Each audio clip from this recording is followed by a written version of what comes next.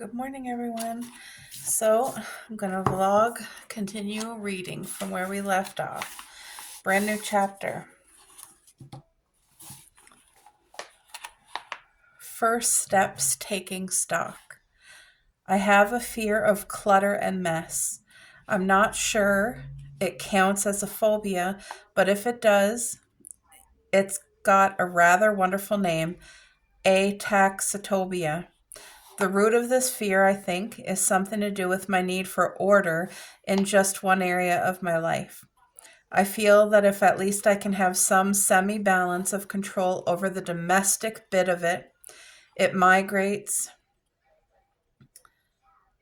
the almost complete lack of influence I have over the working bit.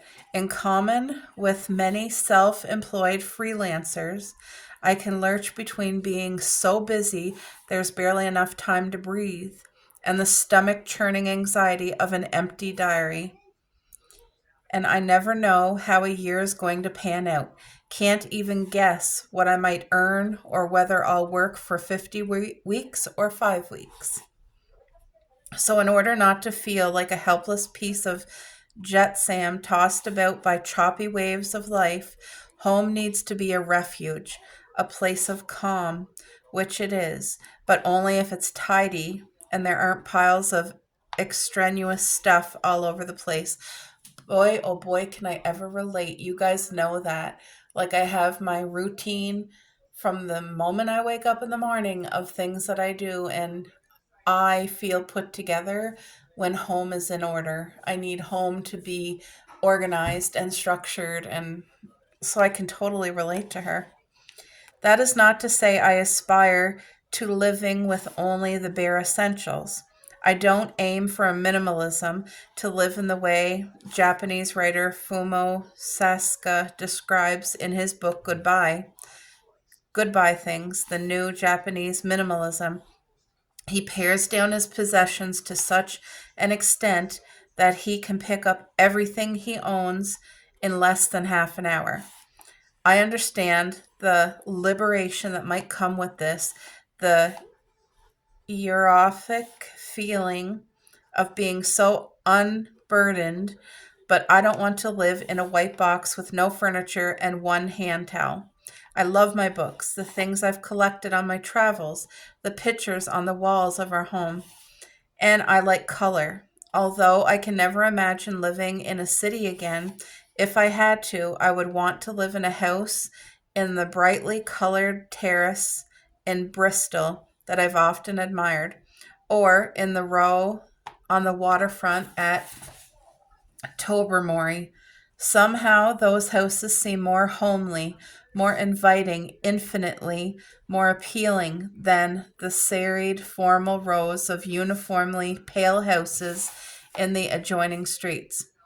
Edi Rama, now Prime Minister of Albania, used a color to transform the country's capital city and, in doing so, the mindset of the people living there. Rama trained an artist. Rama, trained as an artist, but also as a very political active, he had been an ardent supporter of democracy and was one of the key figures to influence the fall of communism in the early 90s. In 1998, he was made Minister of Culture, Youth, and Sports and instantly became known for his colorful way of dressing as well as his rather unorthodox political style. It garnered him a lot of support, particularly amongst young people, and in 2000 he was elected mayor of Albania's capital, Tirana.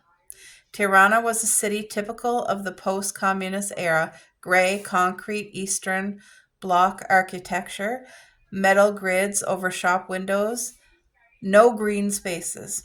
Crime and corruption were rife, and the streets occupied by gangs. One of the very first things Rama did when he became mayor was to send out a team of people armed with pots of bright orange paint. Rama used his artist's love of color and flamboyance to transform the city. He didn't have the budget to demolish buildings, so instead he painted them, turning the uniformly gray and dismissal cityscape into a riot of color. And the effect was extraordinary. Isn't that incredible how one person had a vision and it came to life?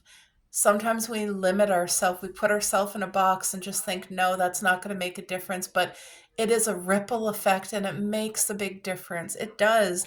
He went with his passion. He was given the gift of being an artist and having, like, his wardrobe was so colorful. He stood out from others. And look at, he had a vision to change the city, to make it less sterile and make it beautiful. And it changed people's mindsets. Like, that's so amazing. And the effect was extraordinary. In an interview with an American journalist, Rama told him when we started painting, two things would happen. First, people that had the shops would start to get rid of the grids, the bars over the windows, because they felt safer. And the second effect was that they started paying taxes. Color brought Tirana back to life. Thousands of trees were planted, green spaces restored. It became a tourist attraction in 2004. Wow. So going from a city that was high run with crime and gang members, and just it looked depressing. It was gray and unkept and no life, and people were bound and struggling, to life, color, greenery brought back in. Like, look at the people started thriving, and this place that was barren became a tourist attraction. Like, isn't that incredible? I feel like it's giving me goosebumps. It became a tourist attraction, and in 2004, the award committee of the inaugural World Mayor Prize gave it to Rama. The people we bought our house in Wales from had also liked color. They were bright pink doors, egg yellow walls, and turquoise skirting boards. Although we didn't want to be swayed by today's fashion that demands our homes be zen-like temples of calming neutrals, the colors we had inherited were positively shouty, so we painted all the walls the same, inoffensive off-white. Our furniture, paintings, rugs, and books provide the color, and it's my refuge. We've lived here for 12 years, longer than anywhere I've ever lived in my adult life. But in that time, we have accumulated stuff, lots of it. Boy, I can relate to that too. And given that neither of us take much joy in shopping and both believe our requirements to be fairly basic, this is something of a mystery. But it is there, filling cupboards and shelves and rooms. Every now and then I have felt a compulsion to do something about it. That week after Christmas is a favorite time. Maybe it's the in with the new, out with the old spirit of the coming year. One year I woke up very early and, as the rest of the household slept, emptied every cupboard in the kitchen. At first, feeling at first the feeling was europic. The joy, discovery, and turfing out of long outdated spices, almost empty sauce bottles, sticky remnants of encrusted at the bottom, ancient bags of flour, moldy jam. I got rid of a few chipped mugs and glasses, burnt frying pans, matched up the jumble of Tupperware in a drawer with its lids. I made a pile of dishes, bowls, and utensils we didn't use or need to take to a charity shop. Sharpened knives, cleaned out the cupboard under the sink, and found that amongst the clutter of cleaning cloths, dishwasher tablets, tea towels, and soap, we had hidden in the dark, inaccessible corners enough washing up liquid to last a decade. And that's when the rest of the house started to wake up. My husband Ludo, the friends we had staying, appearing in the kitchen hoping for coffee. But the kitchen looked like a jumble sale.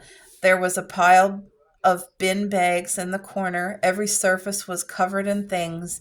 The table laden with all the jars and bottles and cans and packets of ingredients that weren't out of date or moldy, that needed to be put back in some sort of order. And I suddenly felt weak with exhaustion. Gone was the initial excitement, the sense of achievement. Instead, I was overwhelmed by mess and disorder and thoroughly bored by the whole process. Oh my gosh, this sounds like a record. How many times I have hauled everything out, intending to feel so good and go through things and downsize, then come to feel so overwhelmed at the task of hand, like it just got bigger and bigger. And then I ended up with more of a mess than I had in the beginning. But that's the thing. It gets worse before it gets better. But when it's better, it's really better. Um, it was a useful, if painful, lesson. One that taught me not to try to do everything at once. That's wisdom. And to take stock, make a plan rather than just sleep in and start hurling things out of cupboards. So that is what I'm doing now, walking through the house, opening cupboards and drawers, making mental notes of those things that need sorting out. In Sweden, this process goes by the name of "doshtädning." The literal translation is death cleaning. Oh, wow. Although, according to Margaret Magnusson, who describes herself in somewhere between 80 and 100 years old, you don't have to be in your final years to indulge in a bit of distalding. Death cleaning is not about dusting or mopping up, she writes in her surprisingly uplifting book, The Gentle Art of Swedish Death Cleaning. It's about a permanent form of organization that makes your everyday life run more smoothly. The intention is not that we should remove things that make our life pleasant and more comfortable, but if you can't keep track of your things, then you know you have too much. And I think we all can relate to that in one way or another. We all have different ways of taking stock, of deciding what we want in our lives. The things that give us real pleasure and the accumulated extraneous things that don't. Keep what sparks joy. Japanese tidying guru Marie Kondo tells us. Tidy your space. Transform your life. Have you watched her show? By the way, it's oddly compelling for a program that devotes quite a lot of time to how to organize your Tupperware and the most efficient way to fold your knickers. And when you see that other people have crammed in their cupboards, attics, and garages, it can make your own very overstuffed home feel positively Spartan in comparison. Oh, I can't imagine my house without books, and although we have a lot of them, they sit carefully ordered on the floor to ceiling shelves that line the sitting room on our three sides. I love being in that room, surrounded by the colorful spines of hundreds of books, and in and it is a particular pleasure because before these shelves were built, we had books all over the house, on window ledges, on propped up on the top of bits of furniture, or just in piles. If we wanted to find a particular book, it could take hours. Now they are no longer clutter. They do indeed spark joy, and that for me is the key. Jennifer, the woman I hoped might help me overcome my total inability to make bread, of which more later, is the one who told me about death cleaning. Cleaning a house of things that belonged to someone you loved after they have died is soul destroying. Right, because a lot of times we associate a physical item with the person we love, and it's so hard to get rid of it. Even if you don't use it, it's so hard because of the attachment. So I can relate to that. Clearing a house of the things that belong to someone you loved after they have died is soul destroying, she said, with a depth of feeling that comes from experience. I know, even packing up the few of my dad's things from his room in the nursing home the morning he died required me to mentally shut down the emotional side of my brain and go at the task almost blindly, like an automation. And Mom had been courageously, and it really does take courage going through the house in months that have followed, tackling cupboards and drawers. Recently, she emailed me a photograph of a kitchen drawer with the triumphant captain, "Look." It had been staying a few weeks before and was cooking supper. Oh, okay. She sent an email saying, "Look, I had been staying for a few weeks before and was cooking supper. In the course of trying to track down a vegetable peeler, I had opened a drawer rammed with utensils, some of which I swear I remember Mum having when I was a child. And there's nothing wrong with that if they work. But these were wonky tin openers, blunt peelers, rusting spoons, all crowded with the new ones she had bought to replace them, and the kitchen knives were shoved in amongst them all, too. That's why they were all blunt, I told her. Honestly, Mum, I don't know how you find anything in here at all." She gave me a look which said quite plainly and justifiably, "Piss off, it's my kitchen."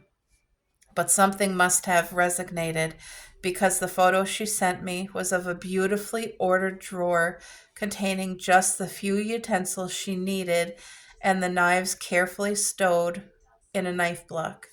"Wow, you're amazing," I wrote back. "Now just the 28 drawers of wrapping paper to go." Jennifer, who is my age, says she's already started death cleaning. I've been on a mission getting rid of stuff, going back to basics. It doesn't scare me a bit because so much of what we have is part of us, part of our lives, but it is also very liberating. I'm guessing, but I suspect the clothes take up more space in our lives than any other possession. Yep. I don't buy clothes very often. It is one of my least favorite ways of spending time, equal perhaps to having a manicure. But when I do, I'll often buy quite a few things at once with the view that I won't need to go clothes shopping again for ages.